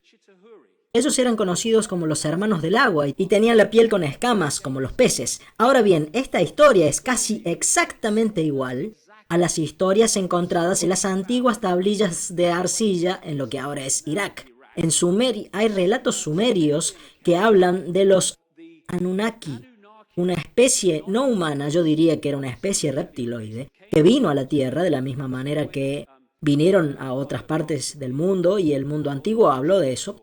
Y los Anunnaki, de acuerdo a estos relatos, estaban guiados por dos hermanos llamados Enki y Enlil, y por lo menos uno de ellos, Enki, estaba simbolizado bajo otro nombre también, con un nombre relacionado con el agua, exactamente igual que esto. Las leyendas zulúes cuentan como Mwana y Mpaku robaron la luna, que es un huevo, y por eso es que la simbolizan como un huevo, no porque sean primitivos, del gran dragón del fuego, y le sacaron la yema y la dejaron hueca. Entonces hicieron rodar la luna a través del cielo hasta la Tierra, causando eventos cataclísmicos en este planeta. Leyendas anteriores también dicen que los Chitauri amenazaron con mover la luna si los humanos no hacían lo que ellos decían, porque con eso causarían mucha más devastación. Lo que estos dos científicos dicen sobre esta capa protectora externa de 5 kilómetros, seguida por la capa inexpugnable de 30 kilómetros de espesor, es que explica una de las anomalías de la Luna, y es que los cráteres tienen todos casi la misma profundidad, incluso aunque la escala del impacto y el tamaño del cráter pueden ser tremendamente diferentes, la profundidad parece ser la misma, y esto es así, y con una variación mínima, y los científicos dicen que se debe a que la capa exterior hace de amortiguador y evita que se traspase la capa interior, que es inexpugnable. Este tipo, John Wilson, escribió un libro en los 70s llamado Nuestra misteriosa nave espacial llamada Luna, y ahí enumera algunas de las anomalías, y hay otras más, que pueden ser explicadas por lo que hablamos recién. ¿Por qué la Luna es algo tan extraño, grande y lejano si es un satélite natural de la Tierra? ¿Por qué la Luna tiene cráteres tan poco profundos? ¿Por qué algunas rocas lunares son más viejas que la Tierra y tienen la antigüedad del sistema solar? ¿Por qué la Luna parece estar dada vuelta como una media? ¿Por qué la Luna vibra como un gong gigante transmitiendo temblores a lo largo de grandes distancias alrededor y a través de ella? ¿Por qué la Luna presenta tantas contradicciones en los datos y en los hallazgos? Y creo que fue en 2001 que hubo una serie de conferencias en el Club Nacional de la Prensa en Washington, dadas por gente que había estado involucrada en proyectos gubernamentales, programas espaciales, etcétera, que salieron a mostrar evidencias de cosas que habían visto, que eran clasificadas y que no se hacían públicas. Y uno de ellos era este tipo, el sargento Carl Wolf. Él era un ingeniero en fotografía electrónica profesional que trabajaba en la base de la Fuerza Aérea en Virginia. Esa es la base de Fuerza Aérea controlada por la CIA. Uno de los aviones del 911 salió de ahí, nunca se dijo, nunca se mencionó. Y lo que él dijo en el club de periodistas fue que él había sido llamado desde la otra punta de esa base, donde estaban colocando lo que ellos llaman mosaicos, como si los módulos lunares que pasaron sobre la Luna la hubieran fotografiado y ellos tenían diferentes fotografías y estaban uniéndolas para completar el paisaje. Y tenían un problema técnico, así que él fue a tratar de ayudarlos con eso. Y un tipo que estaba ahí trabajando con estos mosaicos le mostró algo interesante. Y esto es lo que dijo él en esa conferencia en Washington. Ellos sacaron uno de estos mosaicos y me mostraron esta base, que tenía formas geométricas que eran torres. Había edificios esféricos, torres altas y cosas que parecían antenas de radar, pero eran estructuras grandes. Si lo comparo con lo que he visto hasta ahora, porque tengo fotos que muestran artefactos que son similares a las cosas que vi, y eran enormes, y esto es algo interesante. Piensen que la Luna es grande, y ahora relaciónenlo con eso. Las estructuras y la tecnología, y si lo quieren, las naves espaciales en las que se mueven estos sujetos, algunas de ellas son extraordinariamente grandes, más allá de nuestra comprensión, porque ellos han cruzado el Rubicón del entendimiento de lo que es la realidad y por lo tanto de lo que es posible. Algunas de estas estructuras miden 1 kilómetro en su parte interior, son edificios enormes. Algunos edificios parecen tener superficies reflectantes. Una de estas estructuras que vi me recordó las torres de enfriamiento de las centrales eléctricas. Tenían esa forma, algunas de ellas eran angostas y muy altas, con el techo plano. Algunas eran redondas, algunas se veían como si tuvieran una cúpula, como si fueran invernaderos. La foto particular que vi, habían pegado muchas fotos y habían formado un gran paisaje. Y otra gente que habló en ese club de periodismo contó que la NASA sistemáticamente tapa con una mancha o remueve cualquier objeto artificial que encuentran en la superficie de la Luna. Y este es un documental llamado Moon Rising, lo pueden ver en YouTube creo todavía. Se muestran fotografías tomadas por la llamada Misión Clementine en 1994 creo que fue, que sacó 1.8 millones de fotografías digitales de la Luna, y se pueden ver algunas cosas en el paisaje que se nota que fueron tapadas. Es decir, ¿qué es lo que hay detrás de esto? Parece haber muchas cosas que fueron tapadas, y después tenemos estas, que se nota también editada, y si la vemos desde otro ángulo, ahí se ve. ¿Sí? ¿Qué demonios es eso? Una de las cosas más asombrosas de este documental es que dicen que tomaron esta fotografía y se la mostraron a un experto en fotografía que trabajó con la NASA, y él hizo una estimación y dijo que esto era 10 veces el tamaño de Los Ángeles. Así que estamos hablando de un entendimiento enorme como para poder crear estas tecnologías. Y eso se debe a su entendimiento de la realidad. Y sea lo que sea, no parece ser algo que apareció naturalmente. Y después tenemos todas estas otras cosas que parecen haber sido tapadas. Ahora solamente se pueden ver las manchas, si le hacen un acercamiento. Y a lo que quiero llegar mostrando estas fotos es a la Estrella de la Muerte, de la película Star Wars. George Lucas, como lo vengo diciendo hace años en mis libros, tiene información muy privilegiada. En una galaxia muy muy lejana. No, yo no creo que sea tan lejana. No creo que sea tan lejana. Para mí que esto está pasando acá cerquita. Y por supuesto, en la película Star Wars, la Estrella de la Muerte es, además de que se parece mucho a la Luna, es construida para ponerla cerca de los planetas y conquistarlos. De la misma jodida forma en la que dije que pasó con la Luna. Y hay mucho más para hablar todavía de eso. En muchos aspectos, esto es algo muy simbólico para referirse a lo que estamos hablando acá. Y eso no es un accidente estando metido George Lucas.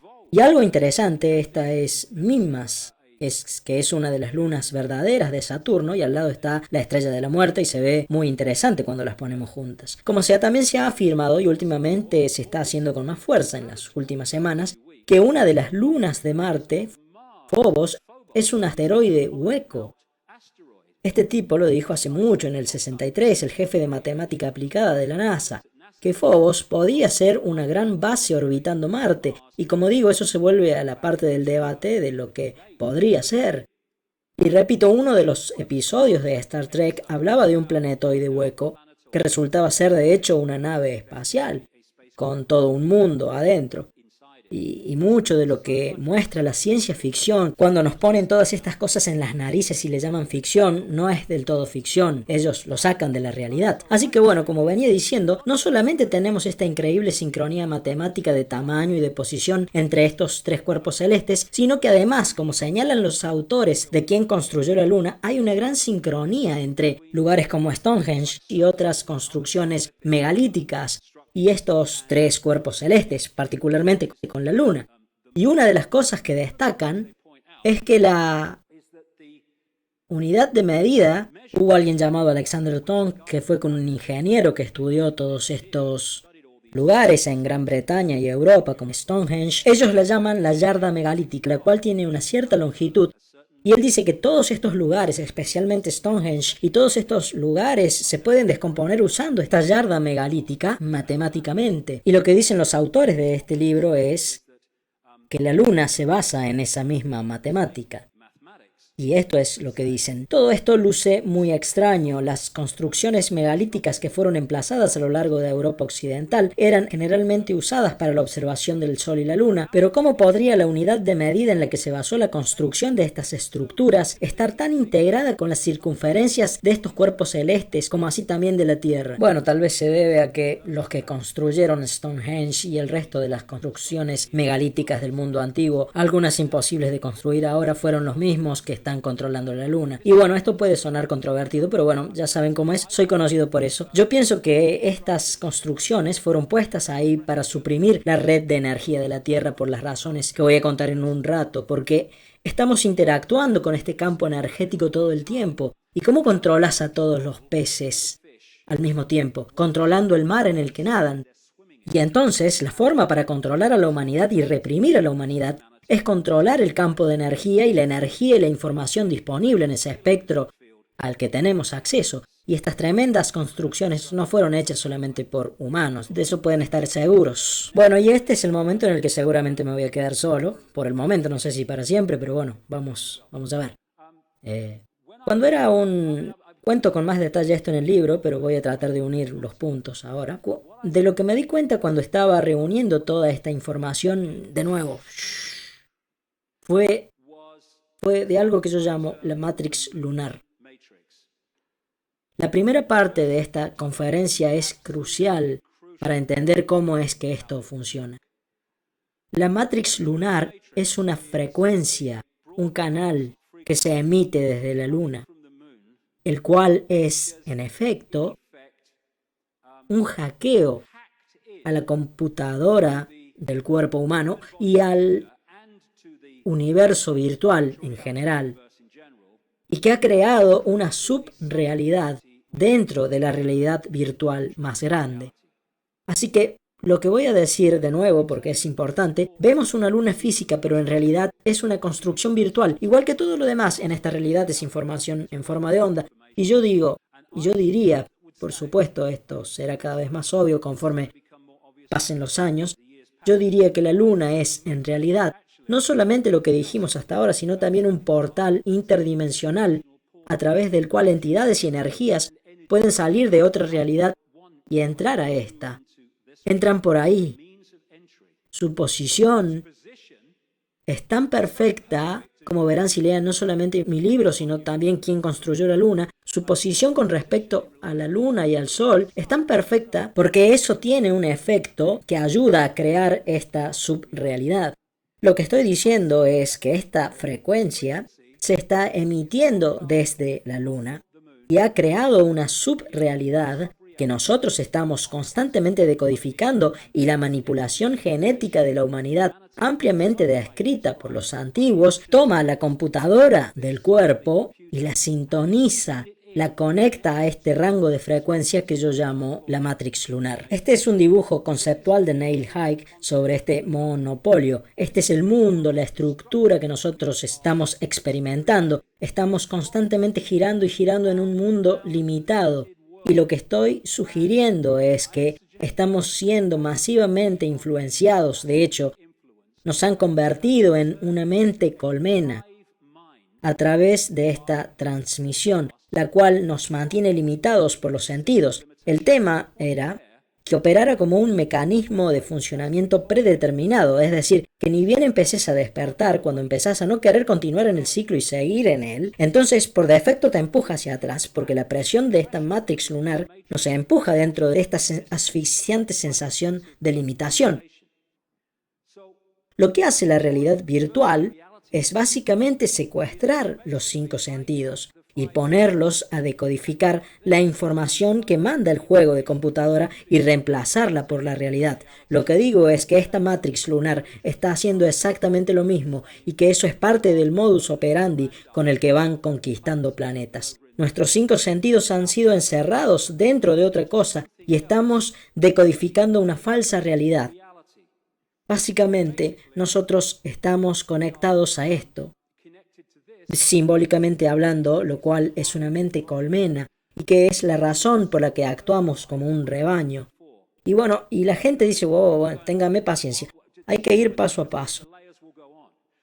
Todo lo que he estado relatando esta noche se trata de que esta frecuencia vibratoria base de los agujeros negros atraviesa el ciclo y libera información en forma de fotones solares que decodificamos y que hacen cambiar nuestra realidad mientras vamos avanzando a través de las diferentes épocas. Y lo que digo es que esta Matrix lunar ha hackeado ese flujo de energía fotónica y ha hecho lo que hacen las autoridades chinas, el sistema informático de China.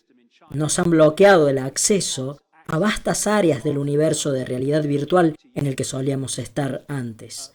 Ahora bien, si alguno entre ustedes piensa que esto es fantasía, que nosotros podamos ver cosas que no están ahí y no ver cosas que sí están ahí, esto lo publicó el New Scientist. Estados Unidos recientemente ha pasado de analógico a televisión digital. En un corto periodo de tiempo de más o menos un año, las frecuencias analógicas ya no estaban disponibles porque a partir de ahí se iban a usar para cosas como la telefonía celular. Y de repente, por primera vez, los científicos pueden ver y conectarse con ondas de radio de otras galaxias que los científicos antes no podían ver. ¿Y por qué antes no podían? Porque estábamos usando la tele que necesita antena. Anterior al cambio de frecuencia en Estados Unidos, ondas de radio generadas naturalmente de frecuencias que van entre 700 y 800 MHz eran bloqueadas por las señales de TV analógicas, evitando que los astrónomos que investigan el universo usaran ese ancho de banda. La liberación de este ancho de banda va a permitir la oportunidad única de ver galaxias que están en ese rango de frecuencia. Ahora imagínense los usos que le podrían dar a esta tecnología que bloquea frecuencias y que hace que no podamos ver lo que está ahí y ver cosas que no están ahí. Y yo opino que esto es lo que están haciendo. Iré dando más detalles conforme avancemos. En efecto, estamos viviendo dentro de una burbuja de realidad virtual, dentro del universo de realidad virtual más grande. Y se conecta con nuestro sistema de emisión y transmisión, lo mismo que con la Tierra, y crea esta situación en la que nos encontramos, decodificando un mundo que quizás incluso no exista. Quién sabe, pero seguro que es diferente del mundo que percibimos ahora. Y volvamos con esto, lo vamos a analizar mejor ahora.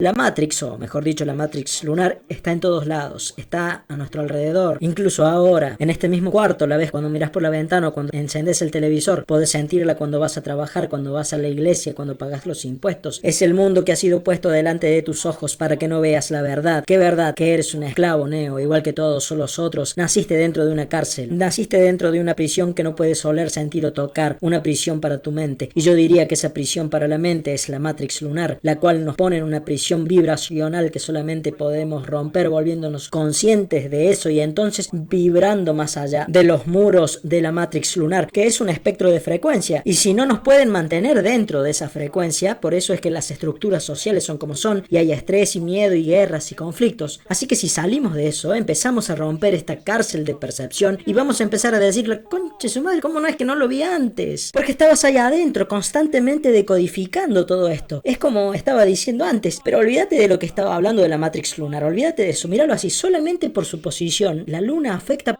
profundamente el comportamiento y la percepción humana, porque la luna afecta la inclinación de la Tierra, su rotación, afecta a las mareas oceánicas y por lo tanto nos afecta a nosotros porque somos 60 o 70% agua, así que más vale que nos va a afectar a nosotros también. Y también, acá volvemos con la importancia de la primera parte de la conferencia, también está afectando principalmente el sistema endocrino. Este sistema nos conecta con el sistema de chakras que nos conecta con lo que llamamos el tercer ojo. Afecta las hormonas que segregamos, y lo cual afecta principalmente el comportamiento humano, la salud, la percepción humana. No necesita ninguna Matrix para eso, solamente con estar ahí es suficiente. Y fundamentalmente afecta esto, la glándula pituitaria y la glándula pineal, que nos da el sexto sentido, la habilidad de ver más allá de los 5 sentidos. ¿Y qué es lo que hizo? Hizo que se cierre en muchas personas intencionalmente el tercer ojo, con el cual en el modo anterior o predominación percibíamos vastas áreas de realidad mucho más allá de lo que podemos hacer ahora. La palabra mes o month viene de moon o luna, la luna en inglés, y la luna, por supuesto, al moverse, principalmente afecta nuestra percepción del tiempo. Tenemos buen o mal humor o moods debido a la luna o moon. Es una monarquía híbrida, la monarquía. Y una de las formas principales en la que nos controlan, lo que parece ser su modus operandi, es con el dinero o money, controlado por los Rothschilds. Y vi una película, un film, hace algunos años, que se llamaba They Live. Era una película de bajo presupuesto y que fue producida, dirigida, musicalizada, hizo todo, por un tipo llamado John Carpenter. Si siguen la carrera filmográfica de John Carpenter, van a ver que el tipo estaba metido en algo. Él dice que no, pero estaba metido en algo. Se puede ver en las películas que hizo películas de terror, satanismo y todas esas cosas. Y él hizo esta película que se llama They Live. Me pareció que simbólicamente era bastante precisa cuando la vi por primera vez, pero ahora pienso que es increíblemente precisa. Para aquellos que no la vieron, vayan a YouTube y busquen They Live de John Carpenter y la pueden ver por partes.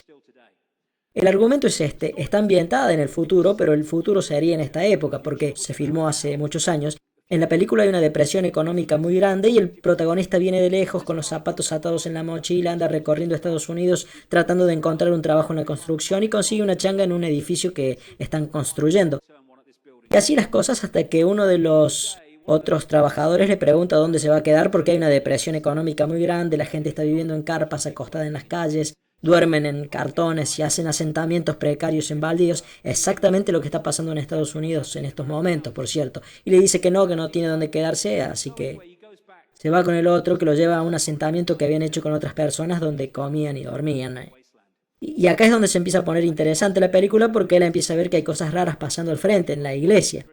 Y en el asentamiento tenían un televisor, algo así como una sala de entretenimiento precaria, y cuando estaban viendo la televisión, de repente se corta la transmisión del canal principal y aparece la cara de un hombre en la pantalla que dice, ellos están acá, nos están controlando, ustedes no se dan cuenta, y toda esa clase de cosas. Y después de eso la policía hace un gran allanamiento en el asentamiento y en la iglesia, y pasa una topadora y van con helicópteros y destruyen todo el asentamiento.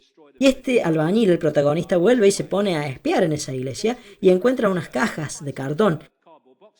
Así que agarra una y se la lleva a un callejón, un pasaje atrás de unos edificios y se pone a revisar la caja para ver qué hay adentro y encuentra anteojos de sol. Y el tipo se desilusiona y dice, ¿anteojos de sol? ¿Para qué quieren anteojos de sol en una iglesia? Así que agarra un par de estos anteojos y se va caminando, se los mete al bolsillo, tira los otros y se va caminando por la calle. Y acá es donde empieza la secuencia. Cuando él se pone los anteojos de sol, el mundo repentinamente se empieza a ver muy, pero muy diferente. Él empieza a ver cosas como estas y se empieza a dar cuenta de que hay gente que a simple vista se ven humanos, pero que no tienen nada de humanos cuando los ve a través de esos anteojos de sol. Y no solamente eso, cuando mira carteles publicitarios a simple vista dicen tome Coca-Cola o vacaciones en Jamaica, pero cuando los mira con los anteojos puestos, ve instrucciones subliminales, conformate, dormite, consumí, mira televisión y muchas cosas más como esas. Todas en una frecuencia que él no puede ver a simple vista. El resto de la gente que no tiene los anteojos interactúan con mucha de esta otra gente, pero ellos no pueden ver que no son humanos. Y ve al presidente que está dando un discurso y ve que no es humano cuando lo ve con los anteojos. Lo mismo con mucha gente de las fuerzas de seguridad y los presentadores de noticias igual, y así donde sea que vaya. Y al final de la película él se da cuenta de que la razón por la que la gente no puede ver sin usar los anteojos, lo mismo que él ve, es porque hay una frecuencia que está siendo transmitida desde lo más alto de la antena del canal de televisión, lo cual evita que la población vea lo que ellos verían normalmente si esa frecuencia no estuviera siendo emitida. Y lo que hacen es detener esa transmisión. Ellos inutilizan la antena parabólica y entonces hay gente que está en bares y de repente pueden ver que la gente que tienen al lado no es humana. Eso sí que sería gracioso, ¿no? Y había gente garchando con uno de estos bichos y dice, yo no me encamé con vos. Y les cuento algo gracioso. Una mujer en Canadá me contó una historia como esta, que le había pasado a ella. Di una conferencia en Canadá hace unos años y conocí a una mujer. Ella era una mujer poderosa, una empresaria, era muy conocida en ese mundo. Y ella me contó su experiencia y temblaba cuando me estaba contando. Ella me contó que tenía un novio, que tenía un lado oscuro, así lo definió ella, que él incluso sabía y que estaba tratando de manejarlo. Y que un día fueron a la casa de ella, entraron al dormitorio y tenían una repisa en la cabecera de la cama y ahí estaba parado mi libro, El Gran Secreto, en el que hablé por primera vez del tema este de los reptiloides. Y ella me dijo que él en ese momento se puso como loco y le dijo que sacara eso de su vista y no quiero que leas más esa mierda y todo ese tipo de cosas. Y no es el único que dice eso, atención. Y que después de eso empezaron con el sexo. Y ella me dijo que el tipo estaba arriba de ella y que puse mi mano en la parte baja de la espalda. Y él empezó a ponerse muy loco y ahí me empecé a asustar. Y ella me dijo, y entonces sentí que algo me empujó la mano. Y me dijo, entonces miré por encima de su hombro y vi que lo que me había empujado la mano era una cola de víbora, tenía una cola de víbora y me siguió contando y yo grité y me lo saqué de encima y en ese segundo que lo tuve enfrente mío, vi que tenía aspecto de reptil y ahí nomás se metamorfoseó a humano y que después de eso se escapó y nunca más lo volví a ver. Pero estas historias así tan raras, es decir, raras para nuestro mundo, se cuentan en todo el mundo y por toda clase de gente. Gente que trabaja en el sistema bancario de Suiza y de todo tipo. Toda clase de gente cuenta estas experiencias. Así que esta frecuencia de la que hablo es el equivalente a esa antena parabólica. En el extremo de esa antena de televisión que evitaba que la gente en la película vieran lo que ellos deberían ver normalmente. Ahora bien, cuando trasladamos esto al mundo reptiloide, todo se vuelve más interesante porque vivimos en una sociedad que parece estar controlada por el cerebro reptiliano.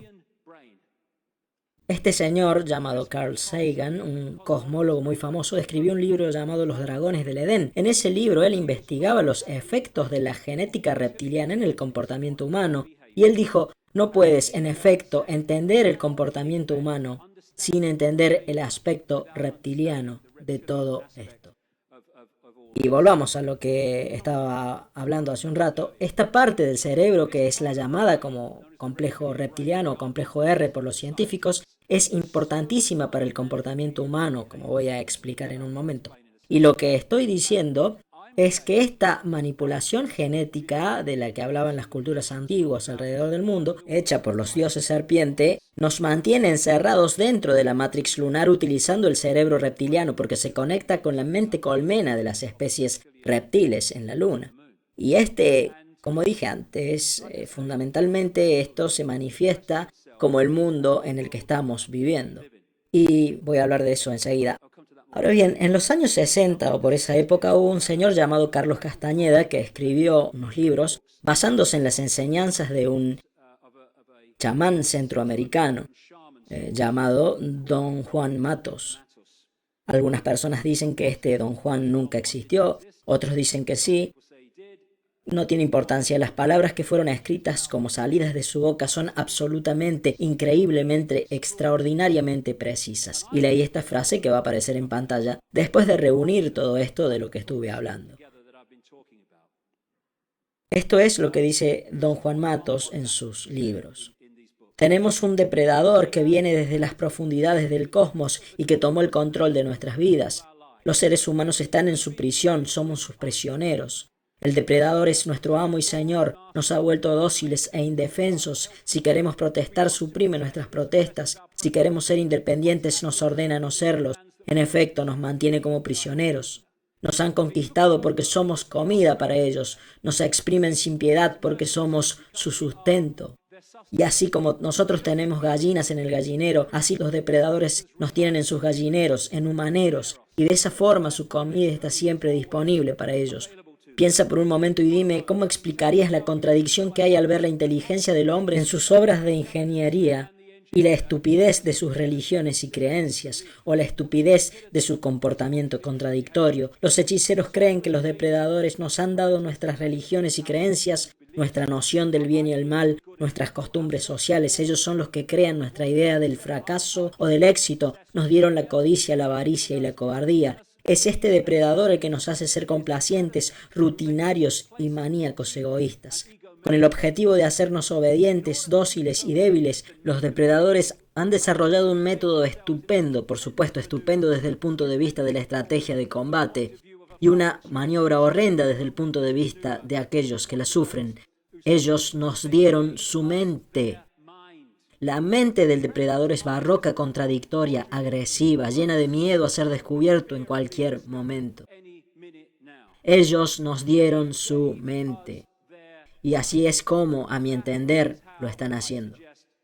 Y nos conectamos a esto si operamos dentro de la mente colmena reptiliana.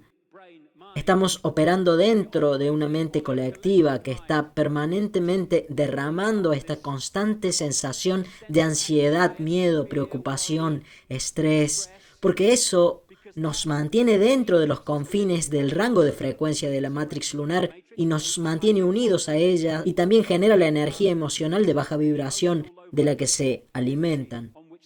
Detrás de todas estas pirámides, el sistema bancario, la medicina, la religión, los negocios, la política, existe una mente colmena reptiloide que conecta todos estos sistemas de control que dirigen nuestras sociedades.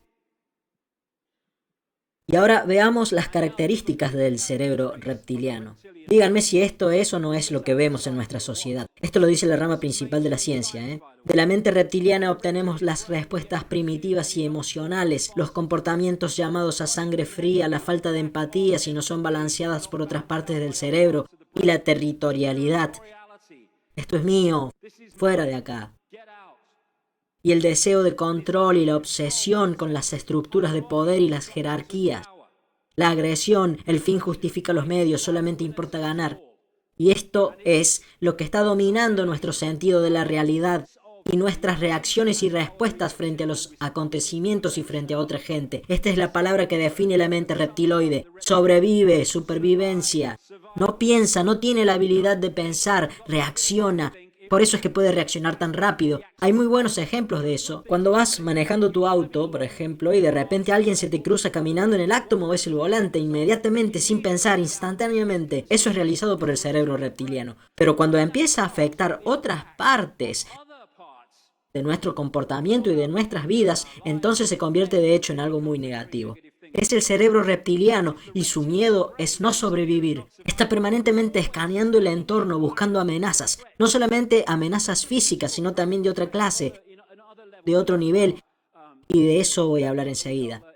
Y entonces, a causa del cerebro reptiliano y su constante funcionamiento, eso es lo que nos provoca esta permanente sensación de miedo, este estrés constante, la preocupación que experimentamos en todas las áreas de nuestras vidas. Uy, tengo que pagar el alquiler a fin de mes. Uy, que me pueden despedir. Uy, Dios mío. Así que mientras más miedo nos puedan meter, entonces más vamos a estar controlados por el cerebro reptiliano. Y por eso es que constantemente nos están mostrando razones para tener miedo y para estar ansiosos. Tenés que tener miedo, tenés que tener mucho miedo. El monstruo del ropero va a aparecer cuando lo inventemos. Y cuando se vaya vamos a inventar otro. Terrorismo. ¡Bú! Calentamiento global. ¡Ah! Gripe porcina. ¡Ah! Crisis económica, ¡ah! No me parezco a ella, ¡ah! No me veo como él, ¡ah! Constantemente nos están metiendo miedos en la cabeza.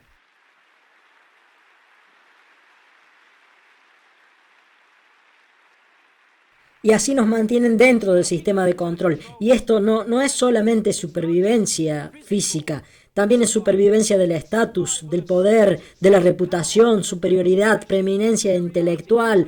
La conformidad con las autoridades y las jerarquías es otra característica del cerebro reptiliano.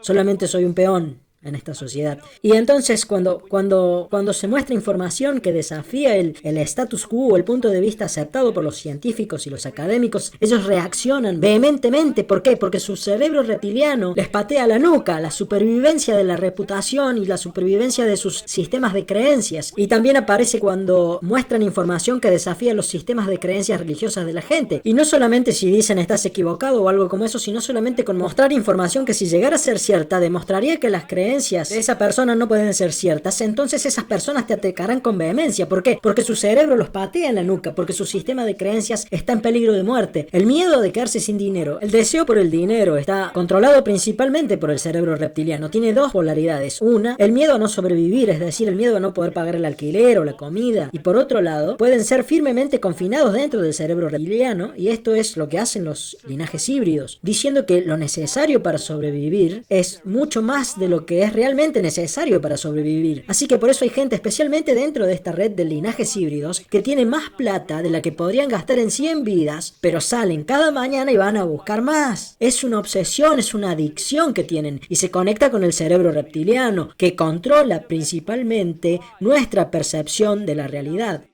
Y volvamos a Don Juan Matos. Ahora sé que, aunque nunca hayas pasado hambre por necesidad, sientes hambre y ansiedad por comer, que no es otra cosa que la ansiedad del depredador, que teme que en cualquier momento su táctica pueda ser descubierta y que eso haga que su comida se escape.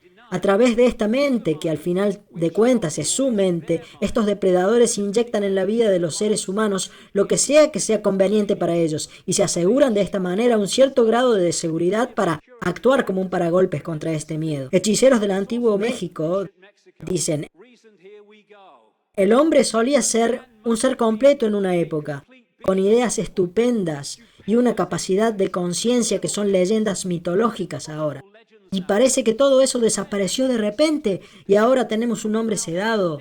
Lo que estoy diciendo es que no nos enfrentamos a un depredador común, es muy inteligente y organizado, sigue un método sistemático para volvernos inofensivos para él, tiene un modus operandi que sigue religiosamente. El hombre, ese ser mágico que ha sido destinado a ser, ya no es más mágico. Es un pedazo de carne que se caza. El hombre ya no tiene sueños de hombre, tiene los sueños de un animal que ha sido criado para ser un pedazo de carne, negociado como un animal e invisibilizado. Por esto es que debemos volvernos conscientes para salir de todo esto. El control de la percepción es la base de esta conspiración. Ustedes saben que yo hablo de los 11S, de las estafas bancarias y de la ingeniería social, pero esto es la base de todo y si no entendemos eso, vamos a seguir dando vueltas en círculos y no vamos a ir a ningún lado. Otra cosa interesante, las leyendas zulúes dicen que antes de que llegara la luna, ellos solían ver el sol como una deidad femenina y entonces todo eso cambió. Este cambio de percibir el sol como algo femenino a percibirlo como masculino hizo posible la creación de reyes guerreros que tomaban todo lo que querían por la fuerza. Todo cambió cuando la percepción del sol cambió.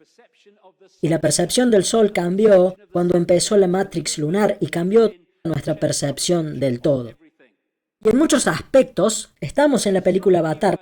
No digo que James Cameron estaba hablando de esto, estoy diciendo lo que significa para mí. La gente azul, los Na'vi, vivían en completa armonía con todo lo demás. Digo que esto para mí simboliza muy bien a los humanos, a cómo éramos antes de que llegaran los depredadores. Y entonces las tropas norteamericanas llegan con toda su tecnología y matemos a la gente, necesitamos estos recursos naturales, así que vayamos y destruyamos todo para llevarnos. Ellos representan para mí esta intervención reptiloide. Y también en la misma película Avatar, por supuesto, está el concepto de la posesión de la gente azul, y así ellos podían infiltrar su sociedad, tomando la forma física de los nativos y ocultando su verdadera forma.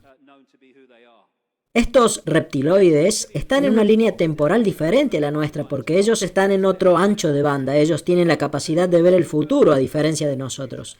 Y por lo tanto, si tenés acceso a esta red de sociedades secretas, especialmente al círculo más interno, podés acceder al futuro proyectado de la sociedad humana que están proyectando, que están planeando. Por lo tanto, podés escribir novelas proféticas que se mueven adelante por lo que llamamos línea temporal y que terminan siendo tremendamente precisas. Todo lo que necesitan hacer es tener acceso a esa proyección y lo hacen si pueden acceder a esta red de sociedades secretas. Esta, la Sociedad Fabiana en Londres, creada en 1884, es una de esas sociedades. Es una de las que tiene acceso privilegiado a esta línea temporal y a la proyección de esa agenda.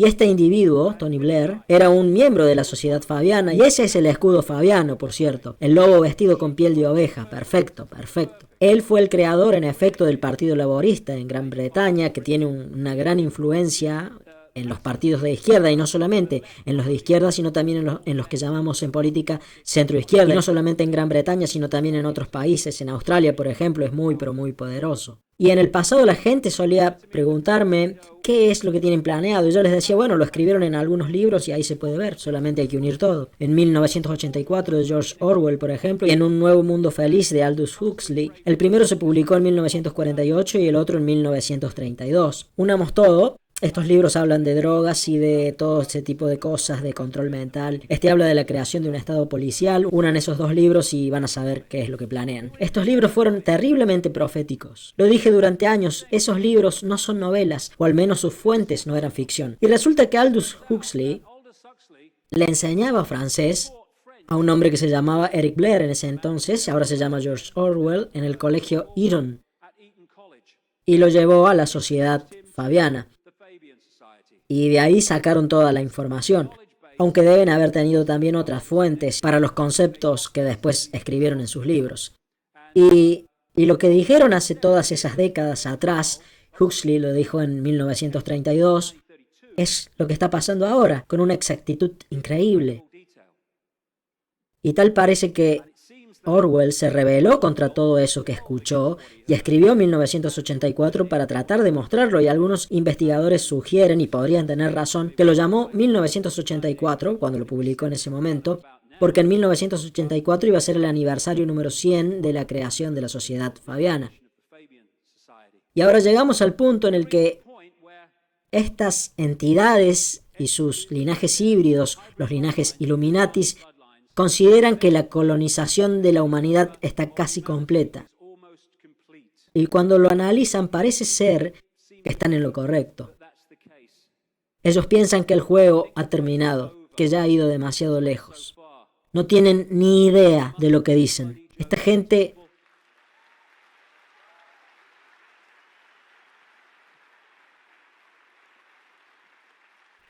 se va a llevar el susto de sus vidas en los próximos años. El susto de sus vidas, porque ellos tienen acceso a muchas cosas, pero no pueden ir más allá de eso.